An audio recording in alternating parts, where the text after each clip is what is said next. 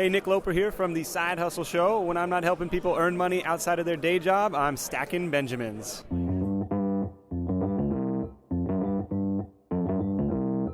Live from Joe's mom's basement, it's the Stacking Benjamin Show.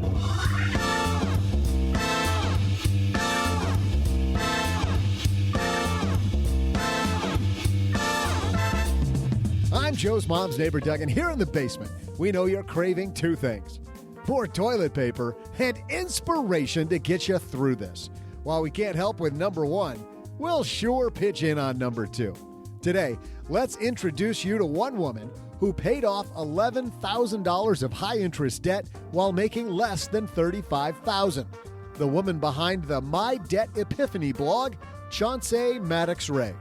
She'll help you remember that anything's possible. Plus, as we walk through today's headlines, we'll ask the question, in this environment, why shouldn't you use leveraged funds? It could be a bigger disaster than you think. Later, as we answer the Haven Lifeline, our caller says their new big salary is burning a hole in their pocket. Oh, wish I had that problem. Should they wait until the market has settled before investing? And don't you worry, I'll make sure we still have some time for my amazing trivia.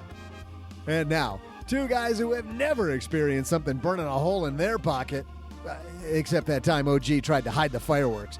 It's Joe and O-G.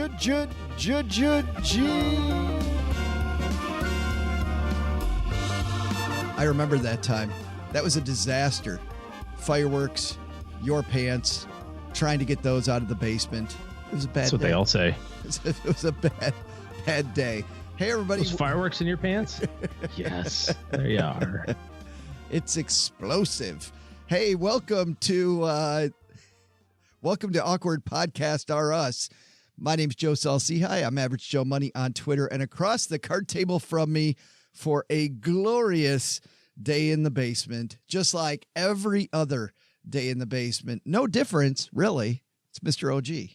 I was a little bit of a firework person back in the day. A firework bug, so to speak. Some stories. Didn't your house burn down because your brother liked playing with fire? Yeah. Yeah, not good. Yeah. Not down. Didn't burn down like, to the ground, but the entire upstairs did. Just half of it burned. Yeah. It was technicality. Exactly. Right. The insurance guy said it was a fire. Well, whatever. And didn't want to pay because it might have been considered arson.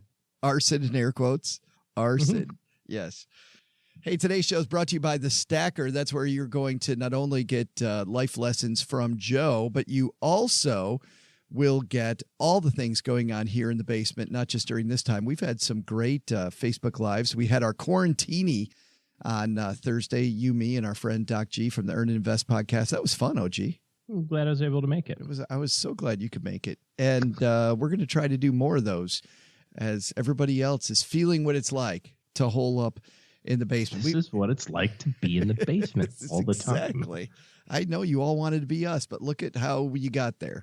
No, man, listening to the radio and hearing about first responders and first responders who don't want to go home because they don't want to infect their family, and hotels that are putting them up for free. And man, if you're listening to us for a little entertainment while you're on the front line fighting this thing, thank you so much. And we hope that we've got some inspiration for you, because not from us, by the way, just to be clear. Choncé Maddox Rhea did a great job at paying off a lot of debt without making a lot of money. You hear a lot of the time people will call into Dave Ramsey and they'll say, hey, I paid off $150,000 of debt. I make $400,000 a year. And I did it in 7 years. Aren't I amazing? Right. It took me 21 years, but I survived. No, Chonce did it in a short amount of time and making less than $35,000 a year. We're going to hear her story today. But first, believe it or not, OG, there may be a couple headlines to pick from for today's show. Might be one or two. Let's see what we got. Hello, darlings. And now it's time for your favorite part of the show, our Stacking Benjamin's headlines. First headline comes to us from a little publication called the Wall Street Journal. We're recording this on Friday. This may be passed by the time Yeah, by the time you hear this. This is written by Natalie Andrews and Siobhan Hughes. House leaders were scrambling to bring back enough legislators to form a quorum to pass a $2 trillion economic rescue package after Republican lawmakers suggested he might object to holding the vote using a procedure that avoids putting members on the record.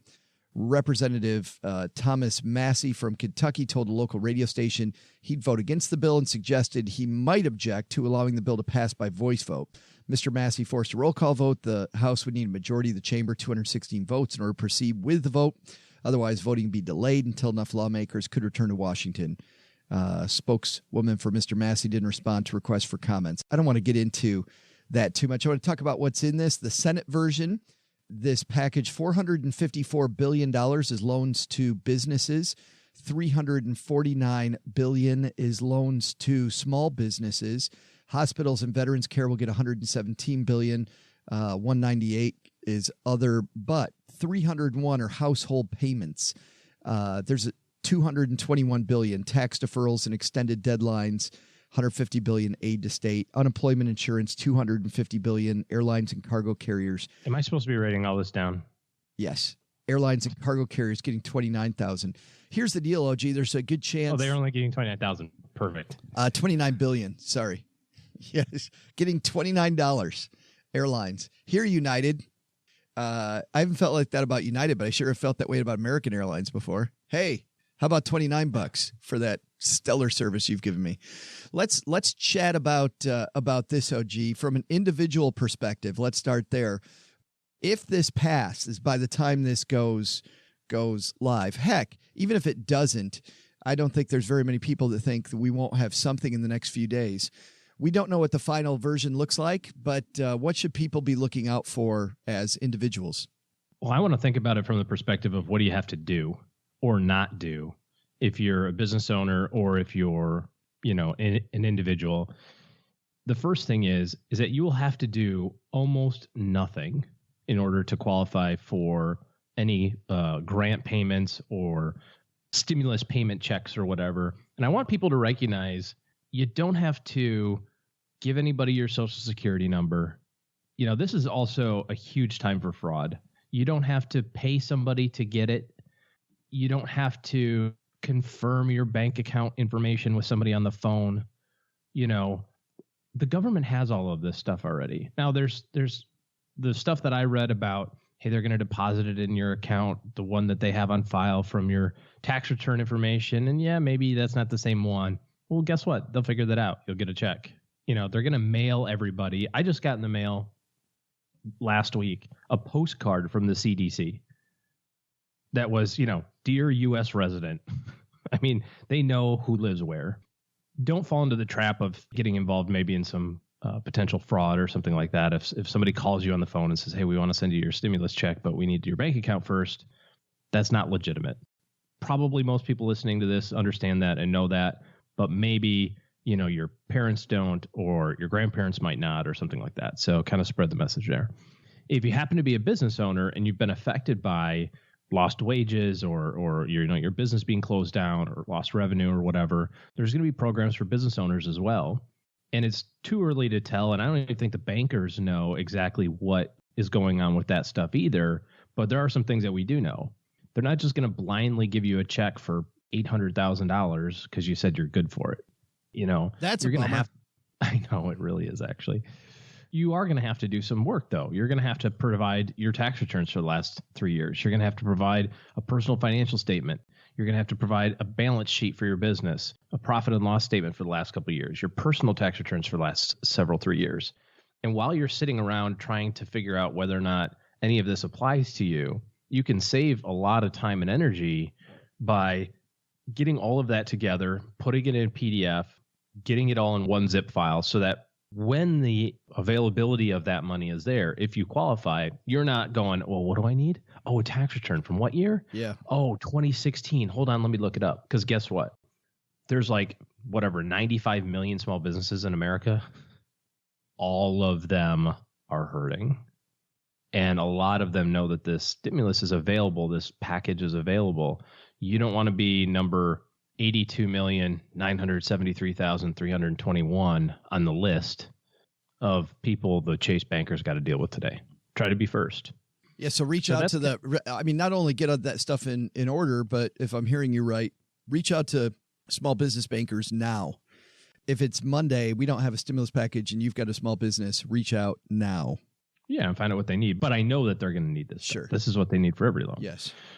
So the rest of the stuff, are things that we really don't have to concern ourselves with unless you happen to run an airline or you happen to run a cruise ship line or something like that, in which case, give me a shout. Happy to go on some free cruises. If you need to drum up some business, let me know. I like those 2 points. I think when it comes to individuals and these checks coming, I've seen people talk different ways about, okay, how are you going to use this? How are you going to use this? I think there's a difference. Groceries. Well, yes. I mean, mostly groceries and mostly rent. Those are the two things. If you're the 1% of America so far that's already on the unemployment rolls as of last week, that's exactly what you're going to use it for. If you still have work, though, and you're worried about your work, you need to keep it in a liquid position. You have to put it in a spot that helps you get along. I wouldn't pre-book the cruise while prices are low. I wouldn't. I wouldn't plan the next Disney vacation. I don't think I'm going to be booking any cruise, actually, ever in my entire life. I wouldn't be planning the next vacation. I wouldn't be buying the big screen TV. Those are the things I think that, this is a stimulus package. It's meant to stimulate the economy. They want people with groceries and rent. They want people to spend money.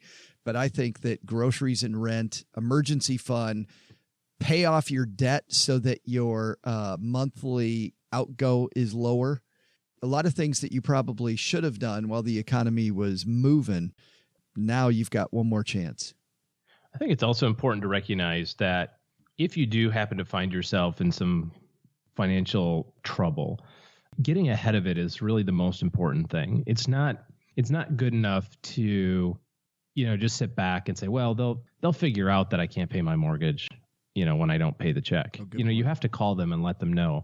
And banks are willing to work with you. Your loan companies are willing to work with you if you let them know what's going on. The other thing I was thinking about the other day is this. There's so much stuff going on, right? There's a lot of news and the data and it's just coming at you like a million miles an hour. And it's almost like, the scene from Lion King where the wildebeest are all just running. They got like two of them got spooked by the hyenas and they all start running. And then what happens? Everybody starts running. And if you could ask the last wildebeest, why are you going this way? He would just go, I don't know. Everybody else is running. I figured out how to run too. And sometimes we feel like that. We're going through our life and we see all this stuff and all this chaos is going on around us. And we're like, oh my gosh, I should probably also be running in this direction. But when it comes to financial decisions, I want you to think about going extra slowly, like obnoxiously slowly in your decision making, because everything else around you is going so fast. It's going to feel like you have to make a fast decision, whether it's something like, what do I do with my stimulus check? If I get one, do I invest it? Do I save it? Do I put it in the, just go slow. If you end up not needing the money and you want to buy stocks with it, you'll get a good price. It might not be the best price. It might not be the absolute low bottom tick down that makes you the genius, but it'll be a good price. So just go slow. And I think that goes for all of our financial decisions right now. There's nothing that's going on that's so important that you have to make oh my gosh, I got to do this right now. Don't fall into that trap. Unless you're a small business owner, then get your stuff together right now. Unless you're that guy, then that you have to do. But I get it. When you're emotional, you have to be able to realize that you're in emotional times. And this isn't just for this crisis. It's when we've seen this when people have loved ones pass away, when there's great times, right? When people have won the lottery, you see people make a bunch of dumb decisions and blow a lot of money and they're I'd love to make some dumb decisions with money. Wouldn't that be great? This is actually the perfect time to dream about that stuff. Imagine I could go where there was other people and I know I could be driving down the highway and not be accosted by the police and have to show them my papers. Like I'm essential. Leave me alone. Our second headline comes to us from Bloomberg. We're going to see a lot of this. This is written by Jakob Petersell. 2 leveraged oil products shut down in the wake of epic crash. Who thought this would happen?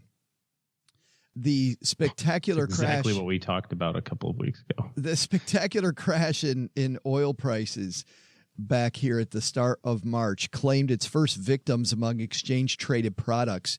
Two highly leveraged instruments in Europe will shutter as a result of the maelstrom. The Wisdom Tree Brent crude oil 3x daily leveraged. I'm sorry. Get some. Did I laugh there? And the Wisdom Tree WTI crude oil 3x daily leverage products. More like WTF. Right. Will both be terminated due to an extreme adverse move in oil futures, according to a notice on the issuer's website. So that's interesting. Wisdom Tree, huh? Who's a prominent figure at Wisdom Tree? Jeremy Siegel. Weird.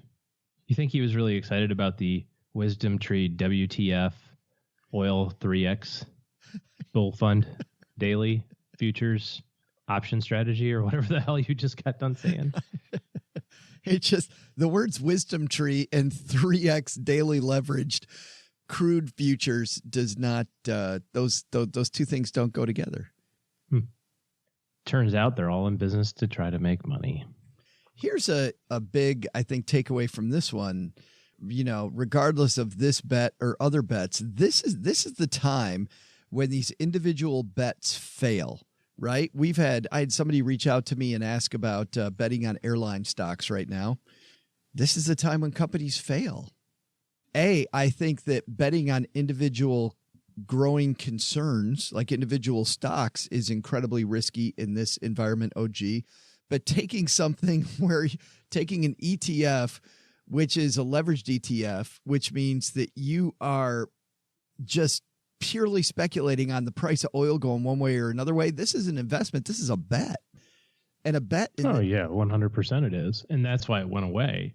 And people ask, well, how can they, if I get 3 times the daily movement, I mean, what's the likelihood of this thing going down? I mean, it'd have to go down 30% in one day for me to be zeroed out. Yep. And that's what happened. Boom. It's like, well, that shouldn't happen. Well, I agree. Shouldn't, but it did.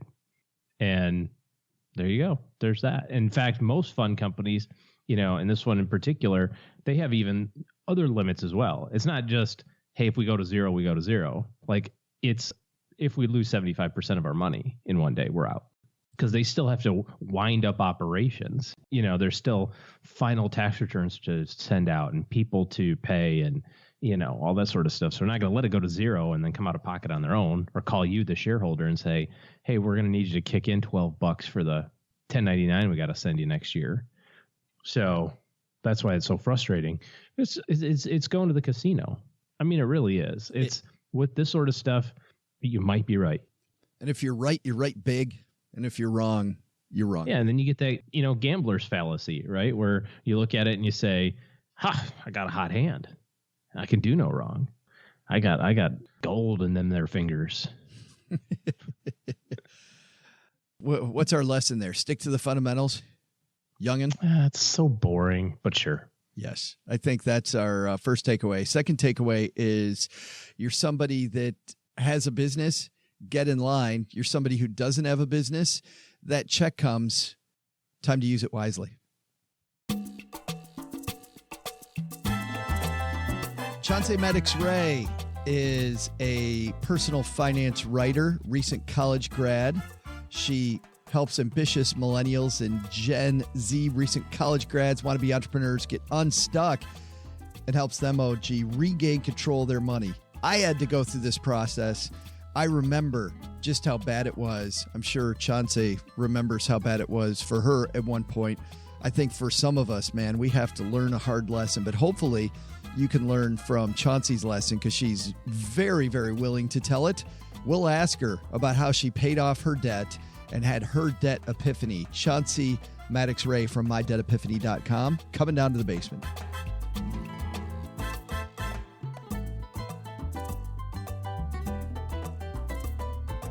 And here she comes down the stairs, the woman behind My Debt Epiphany, our friend Chonce. How are you? Hey, good. How are you? Well, I'm great now that you're here because I love inspiring stories. I mean, full well knowing that at the time, Chonce, I'm sure it wasn't inspiring at all. I want to start with your story, actually. kind of in a place where mine went, which was your low point. My low point, and this will sound a little familiar to you, I think, my car had run out of gas. I was a financial flipping planner, and my car had run out of gas, and I didn't have any money. I had no money in the bank. I went through the cushions of my minivan looking for quarters, and I think I found like 2 quarters, a couple dimes, a nickel, and a bunch of pennies. And I had to walk like 3/4 of a mile to get some gas. They wanted some money as a deposit for the can. They actually ended up just taking my driver's license, and I had to drive back there to give them the can back. You have a surprisingly similar story about looking for quarters. Yeah, for sure. Yeah. And just so you know, that's like one of my nightmares is running out of gas and having to, deal with all that. Yeah, I could imagine. But I definitely found myself in a very similar place. I was very just short on money and I had debt. And it was around 2014, I believe. I went to try to go wash my clothes one day. Luckily, we had like washers at our apartment, but you had to pay for them. And I just didn't have the money to even do that. And I just kind of had like a breakdown point.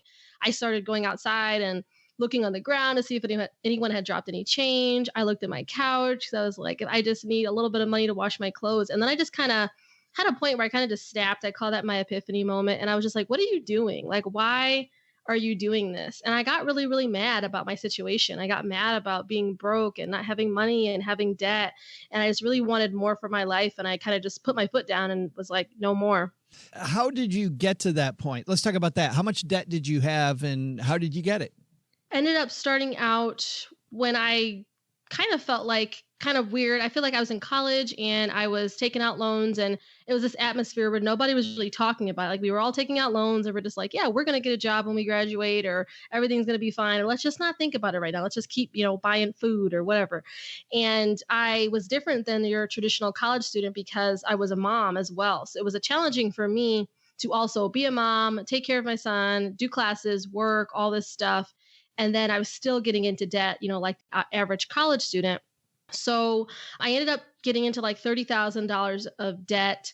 I racked up about $20,000 of student loans, which, is kind of okay. It's average, but I did get some financial aid and stuff, but just it was overwhelming because I was low income. I didn't know where I was going to find work. I was a mom.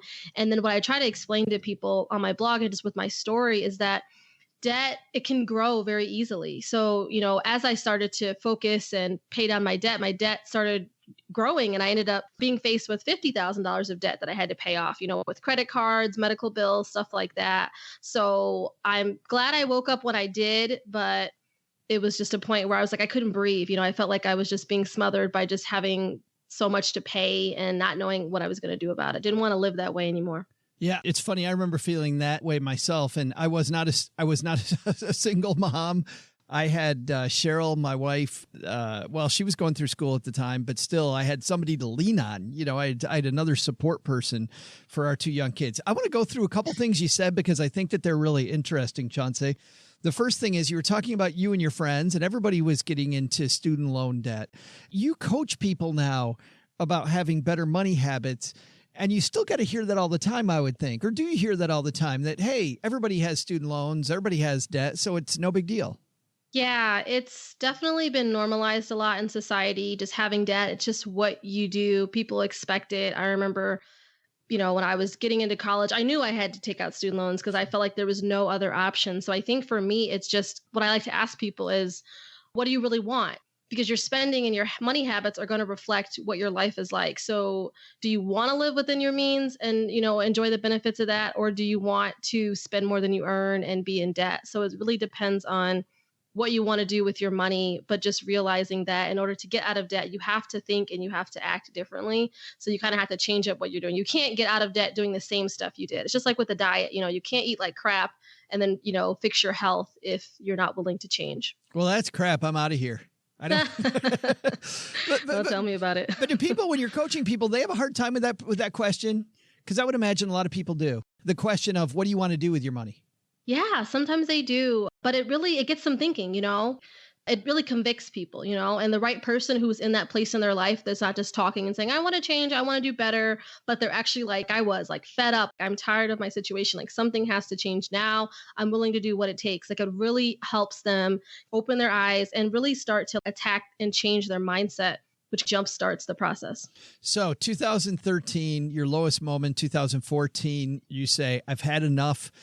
Tell me about how you changed. So you got the right mindset now. What did you do tactically then to pivot? I started out getting honest with myself. I know when I was very low income, I wasn't really making too much money at all. And I felt like budgeting was pointless. There's really no point. Like I don't have anything to budget with. What is the point of figuring out what's going on? And I just was in a position where I was complaining about my situation, but I wasn't doing anything. So like you said, like what did I do? I started being honest, figuring out what was going on with my money. And it was really hard at first because like, okay, I have to see what I'm spending money on. I'm having an income. It's something. So I have to work with what I have, So I started looking at expenses that I could lower. So I'm a writer. So I went to college for journalism and I, got a couple of assignments and a couple of things I was doing. But I remember when I graduated, I told myself, like, I am no longer writing for free anymore. I'm going to figure out how to get my income up. So I ended up getting a job in content writing. And I thought it was the best thing ever because I was making $15 an hour. Yay. So from there, hey, that was a step up. I had a little bit more money now and I had something to budget with. But I realized that didn't go too far. So I had to my strategy was to keep living like a college student, keep the, same apartment. I didn't move from my college town. I had the same apartment, no frills. I kept my expenses low. I got rid of a lot of things and I just got creative with what I had and started, living below my means. That way I could free up money to put toward my debt. And then once I realized that I had cut as much as I could because I had to figure out my level of comfort, like there were certain things I wasn't willing to do. Like I was not willing to go move back in with my parents.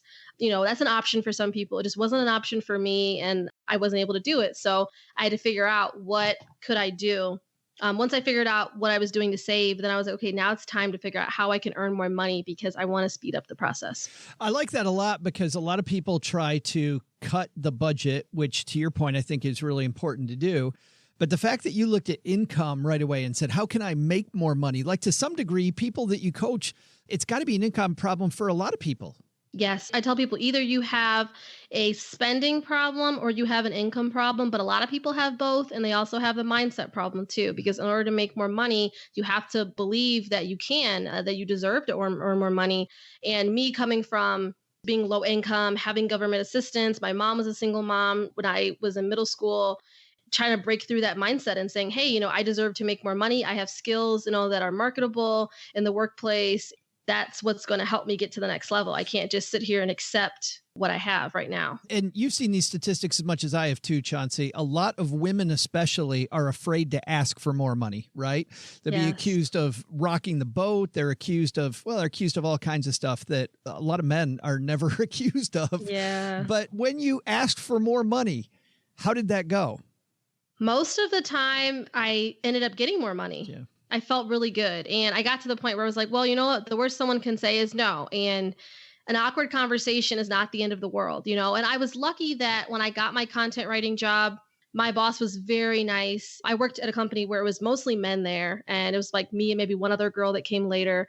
But every year he'd sit us down, you do a review, and then he would give us a raise without us even asking. And I almost wish that I would have tried to negotiate a little bit more or been strategic, but I felt like I had never gotten a raise before.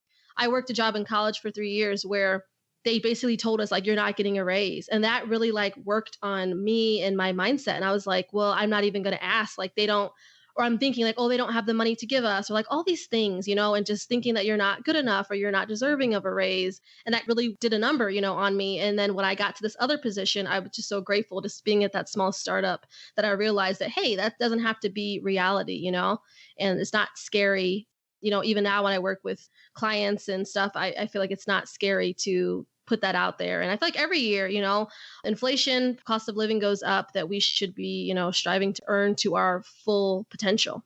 It's funny just asking. I mean, we talked a second ago about women afraid to ask, and yet you see these other studies about bosses, and a lot of bosses are like your nice boss, where if you just ask them and you do it the right way, they're happy to give it to you.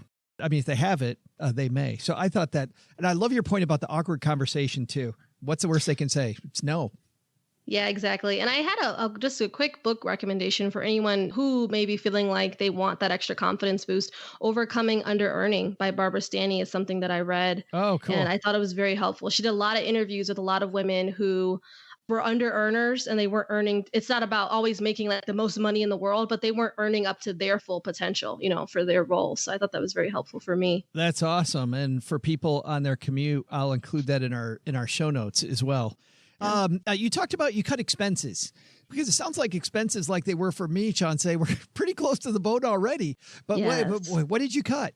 I kind of just took, because from there I had a budget and I did like a traditional line by line. And I just started going line by line basically and seeing what could I cut. I try to focus on some of the big ones. For me, housing was a big one. I knew that I could cut expenses here and there, but $10 here, $10 there was not going to do a lot. So I tried to focus on some of the bigger things. That was a choice I had to make. It was a sacrifice, just staying in that same affordable housing in that cheap college town. But that saved me a lot of money. I think it saved me around like $300+ a month. Wow. And that was big for me, just being able to put more toward my debt. And then I also tried to focus on lowering expenses that, were important, but that it wasn't like it was such a huge deal in my life, like insurance. Like some people don't realize that you can shop around, for different car insurance. And with me, I think I was like under 25. So car insurance was expensive. So comparing and shopping around online, I think the average, American should look around and see what offers are available at least every 1 to 2 years. There's comparison sites like the Zebra and other things like that where you can see, because I got like some ridiculous, crazy high quotes and people were like, oh, there's nothing I could do. But then I ended up finding other companies that were able to offer something better for me at the time. That's great advice. I talked to an insurance agent. It's been several years ago now. And he talks about a lot of the time, Chonce, and you already know this, so I'm talking to the audience much more than you. He said that just every time you have a birthday, different insurance companies like people that are different ages. And so every time you have a birthday, there's a good chance that your insurance company doesn't like you as much as they used to. But there's also an equally as good chance that now you're in somebody's radar who you might not have been before. So every couple of years looking at that is really good. And I also think, when you talked about saving like $300 in housing, you see so many people, and you must see this when you start working with people, they focus on these small things like clipping coupons. Mm-hmm. And I think about how the hell many coupons do you have to clip to get $300 of savings? That's a hell of a lot of coupons to get to that point. Yep, exactly. Yeah. And it's a lot of effort too. So for me, I didn't have a lot of time. So I had to find I wanted to focus on things that I could do like once or twice, and that would just keep me spending less money. If I could put certain things on autopilot, with my meals that we ate and, just eating more at home and maybe having one day where we dine out or something, and just kind of give me less decisions, less time, less energy, because you have to realize what are you getting in return for it? People that are cutting expenses often worry about their friends and about, I might have to take something over to a friend's house if I'm getting together and I don't have money to do that, or somebody wants to meet at a expensive restaurant or whatever that might be. How did your friends react to the new Chonce? Kind of weird at first. I will admit I did go a little, that's why I think it's so important to find what level of comfort do you want to be at? Because if you want to be frugal, that's great. I consider myself a frugal person, but I also don't mind spending money on what's important to me. So how far do you want to take it?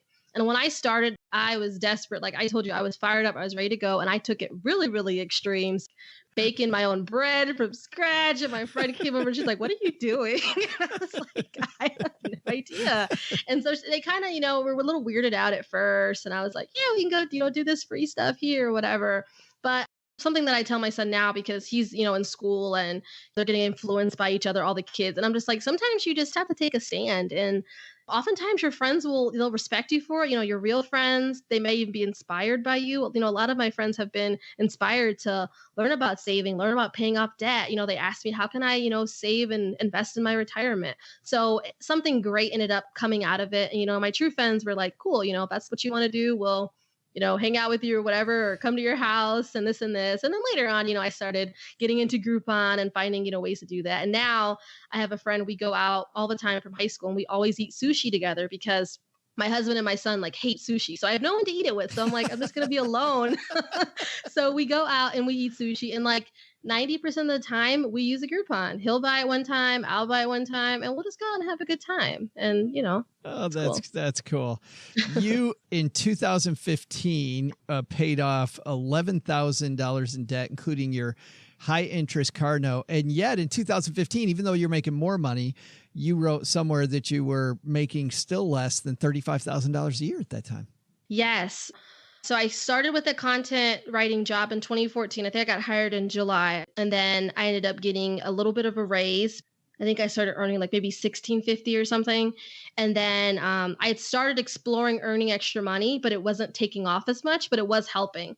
That's when I was just, trying to cut stuff and then also trying to earn a little bit more, like I got a raise and I was trying to do stuff on the side. So that was big for me. Yeah. And I also just tried to manage whatever windfalls came through. What I loved about my job at the time was that they offered a bonus opportunity. You could earn a couple $100s a month because we would launch websites. So it's if we met our goal for launching the websites, and we would all get a bonus. So that was helpful. That just went straight to debt. That's fantastic. You also had something else happen in 2016 as you were getting more secure. 2016 was the year of love for Chonce. Oh, yes. You got married, but you did it like our friend Sandy Smith, who came on and talked about her. I don't know if you know Sandy, but she came on and talked about her inexpensive wedding. You also had a very frugal wedding. Yeah, I just decided that we wanted to get married, and I thought at first, like, maybe I should wait till I pay off all my debt. And then I was like, well, I don't want to stop life. There's certain decisions that I want to make, and I think everyone's different. So we decided that, my condition was, let's not get into any more debt. Let's pay for the wedding in cash. And then, let's not accumulate any more debt. And we were able to do that. I think we only spent like maybe $7,000 or so on the wedding, and we had around 100 people, and it was great. Yeah. That's incredible. Where were the big places that you cut? Yeah. So we had a cash bar. I'd always heard, stories of just people drinking too much or whatever. And, of course that did happen, but we didn't do an open bar because my husband and I are not really big drinkers. And we just sat down when we started planning. We're like, what do we want for us? Because everyone's going to try to get in our ear and tell us what we should do or what they want. What do we want? Like, what's going to make this day special? So we realized that we didn't want to have an open bar, even though we had a cash bar there, which was fine. And we did a champagne toast for everybody. We booked our wedding at a all-inclusive venue, and that saved us a ton because the reception was included, the food was included. We even had a day of wedding coordinator, and also the table centerpieces with fresh flowers was included. So I didn't even have to decorate, really. And then I had a friend help with my bouquets, and I ended up getting my dress from David's Bridal for $500. And then the other tip that I think people don't realize a lot is that you can go to bridal expos and you can win free stuff. So I walked around at an expo and I signed up for everything. And even though they'll call you and talk about cruises, I ended up winning. I won like a hand mixer, which was cool. And then I won at the tuxedo place, and I ended up winning half of the guys' tuxes. And Holy I got cow. like, my husband had a free tux to keep. They all got a discount because I just won the raffle. So it's just cool to just check little stuff like that out. That's fantastic. If only there were a place where you wrote and where people could find you normally to hear more inspiring stories. Is there such a place? Yes, there is such a place. It's your lucky day. Are you sitting down? Right. But you write at My Debt Epiphany. Tell everybody when they go to My Debt Epiphany, what are they going to find? Yeah. So when you go to mydebtepiphany.com, you will find lots of content, lots of resources to help you. I focus on helping people pay off debt. And I talk a lot about earning extra money, like I said, because that's really what's going to help you fuel your debt payoff, especially if you're coming from a low income background like me. So you're going to find, extra income ideas, side hustle strategies, tips to save, pay off debt. And then I've also started talking about money mindset a little bit more, and just as that helps you progress on your journey. So I recently published a ebook called Mindset Over Money, and it's on Amazon. So it's some great stuff in there as well. But yeah, you can find a ton of stuff on the blog. It's awesome. And I know that you teach people how to start blogs as well. Oh, yes. Yeah. Yeah, good stuff. And by the way, we'll link to My Debt Epiphany on our show notes page at stackingbenjamins.com. Chonce, I'm so happy that you could come on and hang out with us. I really appreciate you coming down to the basement. Yes, thank you so much for having me in the basement. Enjoyed it.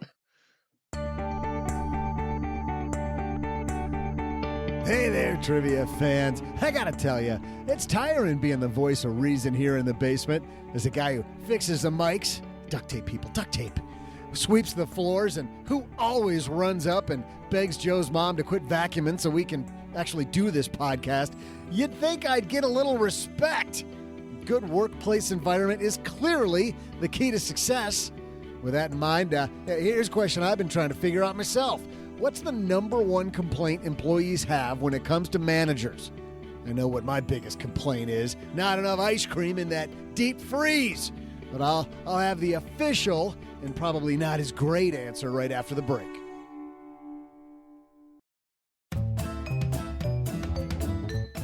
Hola, welcome to Spanish Made Easy with me, your host, Jen Hemphill from the Her Dinero Matters podcast.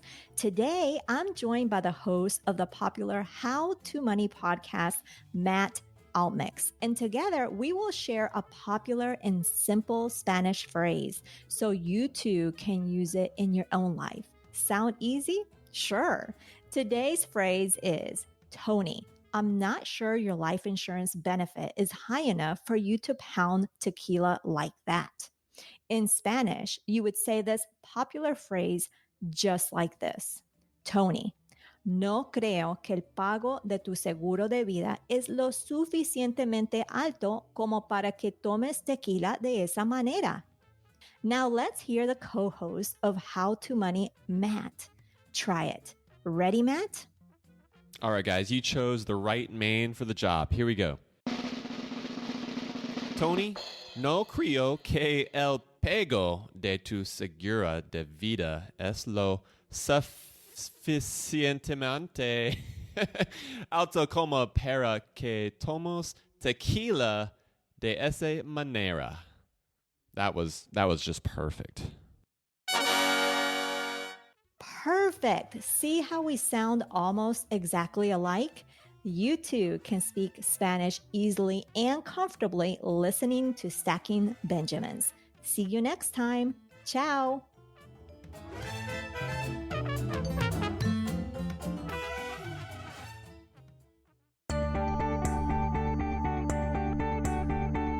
Welcome back, future bosses. I'm Joe's mom's neighbor, Doug. During this downturn, it turns out that the biggest complaint employees have when it comes to their managers is that they haven't stocked enough high-quality toilet paper they can steal. Well, that's what Gertrude said upstairs a minute ago. But according to a LinkedIn survey, the answer to this question, what is the number one complaint employees have when it comes to their managers? Well, the answer is not having clear expectations. Turns out that U.S. companies are spending $160 billion a year on turnover costs. So you'll want to be crystal clear on when you buy snacks for your basement, exactly when you're going to lay them out so everyone can partake. Oh, gee, I'm talking to you. And when you want mic help without having to scream, and when you're buying a fresh pack of TP so Gertrude can steal it. Be very clear.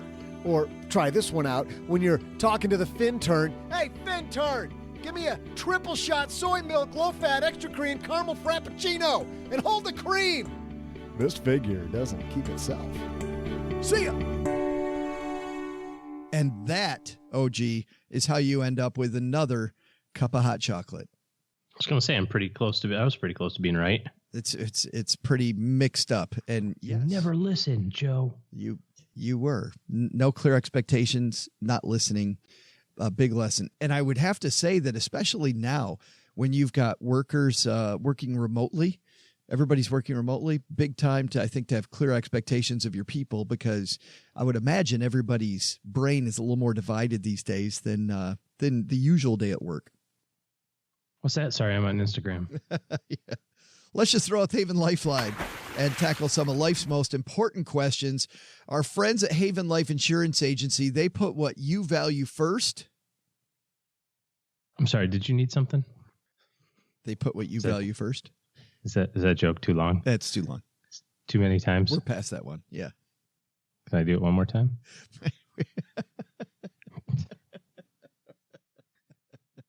I value presently making Joe frustrated.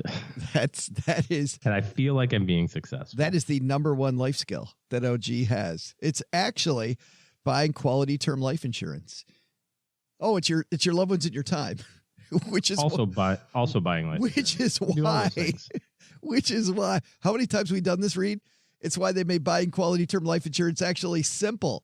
Head to stackingbenjamins.com/Haven Life now for a free quote. You've got time for a free quote now. I mean, time for the long way if you want it. But if you want to get back to family board game night, probably just go to stackingbenjamins.com/Haven Life. And today we're throwing out the lifeline to Simon. Say hi, Simon. Hey, OG and Doug. It's Simon Lime here. Thanks for taking time to answer my question. I recently started a new job that pays significantly higher than anything I've had before. It's like my first big boy job, and admittedly, I haven't really paid attention to my finances as I should have before. The cash that I have now is burning a hole in my pocket, and I want to get it safe before I spend it all. So my coworker suggested waiting until the market is smooth again, but I figured why wait? Even if it goes down more, it's bound to go up eventually, and why wait till it's back on track? Thank you for your time. Hey there. Fantastic question. And by the way, I think he had us at I have a job at this point. Nice. I was going to say nice humble brag. Right. Hey, so I make a whole bunch of money. I got a lot of it piled up in my briefcase. I know all these people that don't have jobs right now, but I'm making it hand over fist, and I'm wondering if I could. No, good for him though. But let's talk about it, because you'll hear coworkers say this all the time. I don't know if I do that. Well-meaning people giving you some good advice. Really terrible advice. Yeah. Well, you get what you pay for, I think. So in that case, you got what you paid for.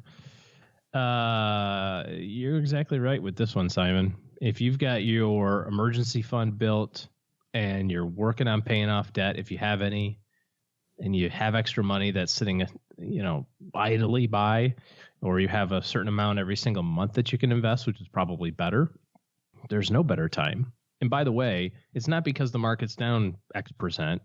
It's because it's the time. Now is always the time. And if you have a 10-year time horizon or a 20-year time horizon or a 30-year time horizon or a 50-year time horizon, then when should you invest? Now, regardless of what's going on. It just so happens that today you get to pick up some of your favorite mutual funds, ETFs, and stocks at prices that are discounted to February prices. But if you've got long-term goals and short-term money, those things don't work. You have to match up your goals with your money. So get it in by nightfall, and pay it no attention for the next, 30 years.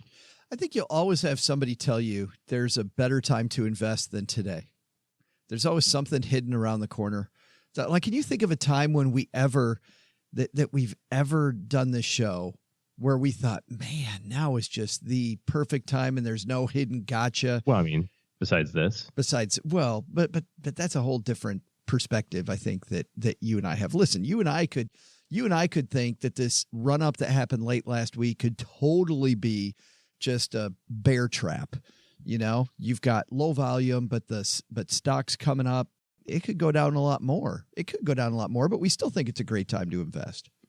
Yeah, because we're not trying to exactly pick the good entry points and exit points, because we're looking at it from the perspective of, I need this money in 30 years from now, and I need this money in 31 years from now, and 32 years from now, and so on and so forth. So therefore, it doesn't matter what price it is today.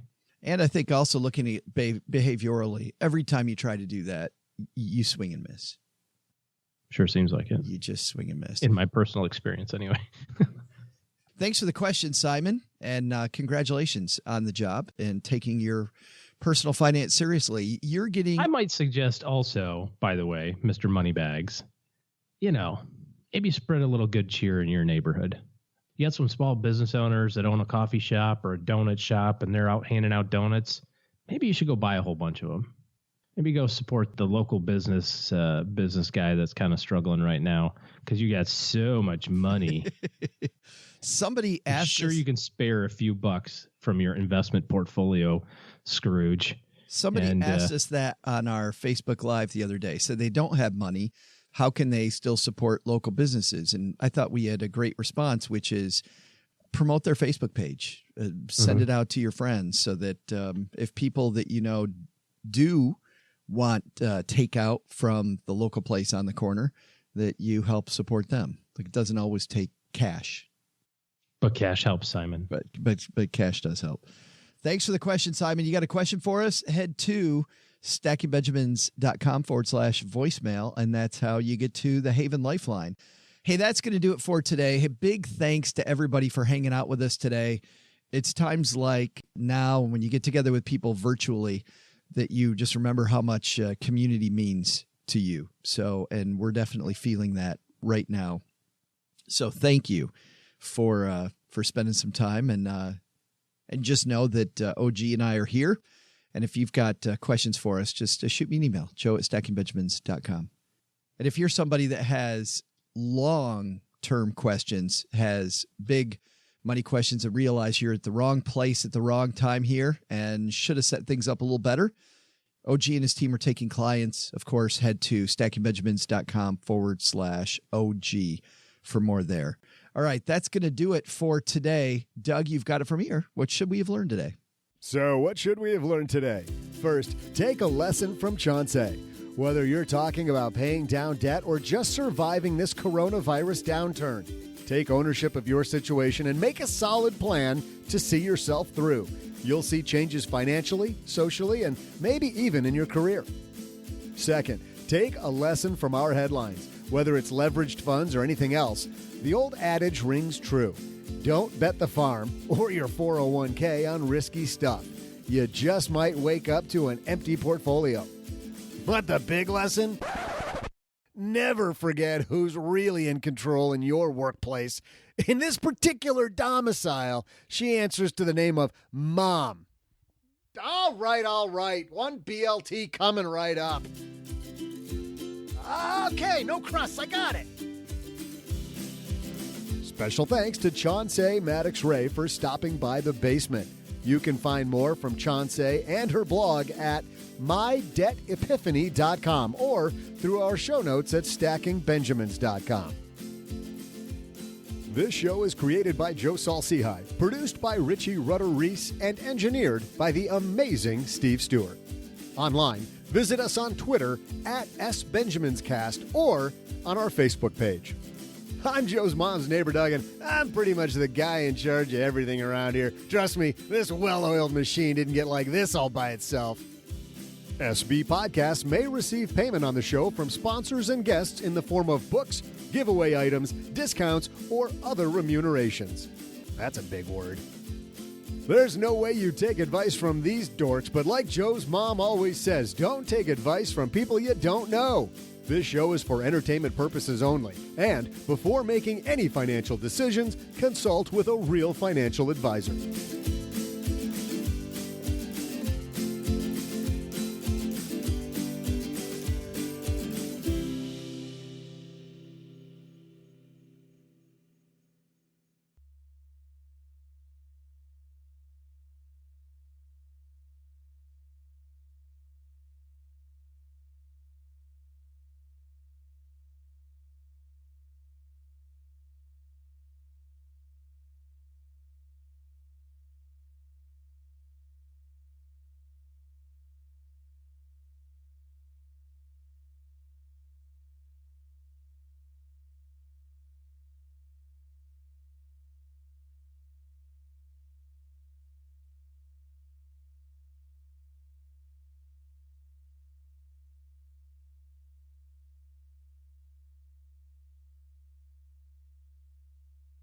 There are so many funny memes. Like usually with our basement Facebook group, we have so many funny memes going around. But lately, OG, it's been all memes all the time.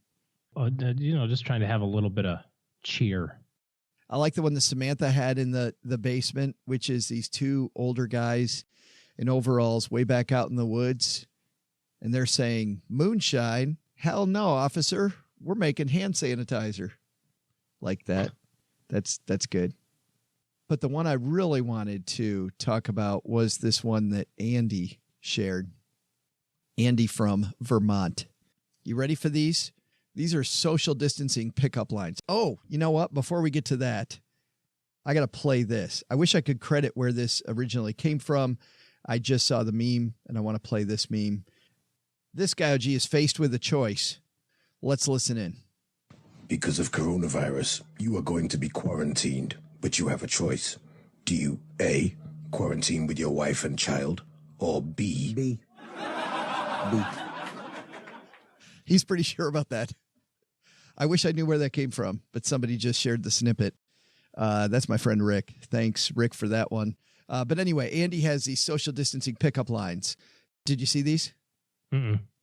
If COVID-19 doesn't take you out, can I? Oh, nice. Yep. Is that hand sanitizer in your pocket, or you just happen to be within 6 feet of me? Since all the public libraries are closed, I'm checking you out instead.